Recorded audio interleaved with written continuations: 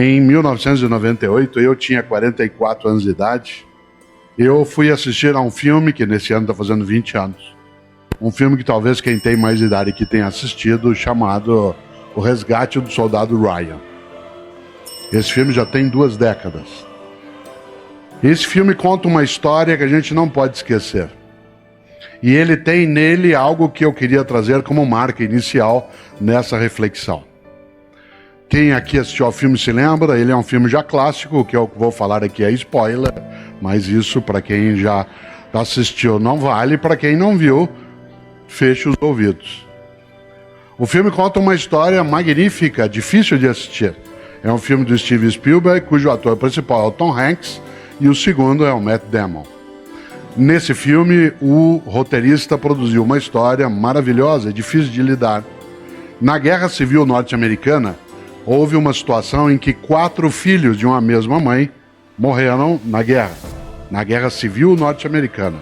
E como 3 deles haviam sido mortos durante o combate, as forças de direção trouxeram o 4º filho para que ele não fosse também morto e a família não ficasse sem nenhum dos seus. Ele não o fez. O roteirista do filme O Resgate do Soldado Ryan leu essa história porque viu um dia o túmulo deles e resolveu passar a história para a Segunda Guerra Mundial. E a história, portanto, do filme O Resgate do Soldado Ryan se dá na Segunda Guerra Mundial com uma missão. Há um capitão, que é feito pelo Tom Hanks, que precisa juntar mais 7 e montar um grupo que vá até a Europa, a França, resgatar um paraquedista que, especializado em ataque, tinha se perdido no meio da Europa porque o paraquedas caiu, num local onde não havia tropas aliadas.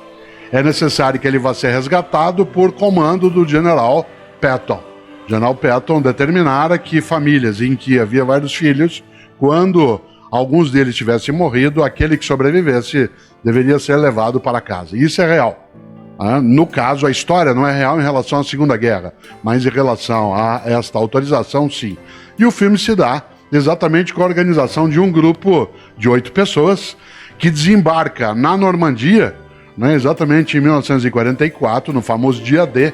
Os primeiros 20 minutos desse filme, para quem não gosta de cinema realista, não deve ser visto, porque você tem que ficar de olhos fechados. Ele é absolutamente nada romântico com a ideia de guerra, de arma, de sangue. É uma coisa fortíssima.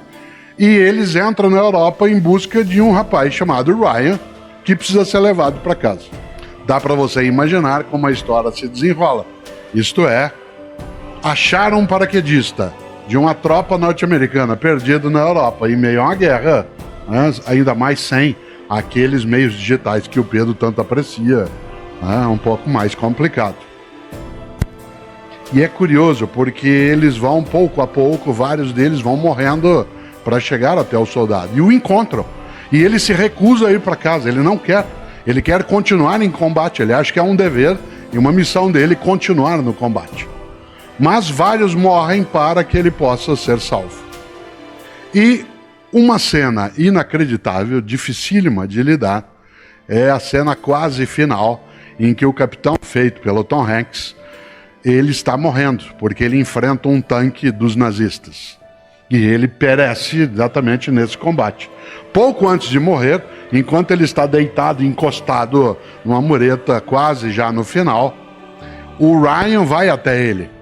O jovem de 18 anos vai até ele e o capitão, segura o Ryan pela gola do uniforme, olha para ele um pouco antes de morrer e diz: faça por merecer, faça por merecer. E o filme vai até o final com algo fortíssimo, que é o Ryan, já idoso, no cemitério visitando o túmulo do capitão. Enquanto ele está orando pelo capitão, a família dele está mais à distância, ele já bastante idoso, ele termina, ele dialoga com o capitão, agradecendo, claro, com o túmulo, faz continência e chama a esposa dele, que vem pouco a pouco, ele segura na mão dela e pergunta: eu fiz por merecer? Essa é uma das questões mais difíceis que a gente pode ter de lidar. Quando esse título da reflexão aqui hoje é: se você não existisse, que falta faria? Em última instância, a grande pergunta é: fazemos por merecer? Por merecer a existência, a vida, esse mistério magnífico do qual nós participamos e não conhecemos toda a razão? Essa vida que nós partilhamos com outras formas de vida, será que nós a desperdiçamos, a colocamos fora? Cada vez que eu vejo e revejo a cena, eu me lembro dessa pergunta que ecoa dentro de mim, sem ser aqui dramático em excesso, sem ser também piegas. A frase é muito forte. Se alguém grudasse na gola do meu casaco e tivesse morrido quase, como aconteceu, com vários outros, para que eu pudesse viver, e dissesse no último suspiro: faça por merecer. Isso é forte demais.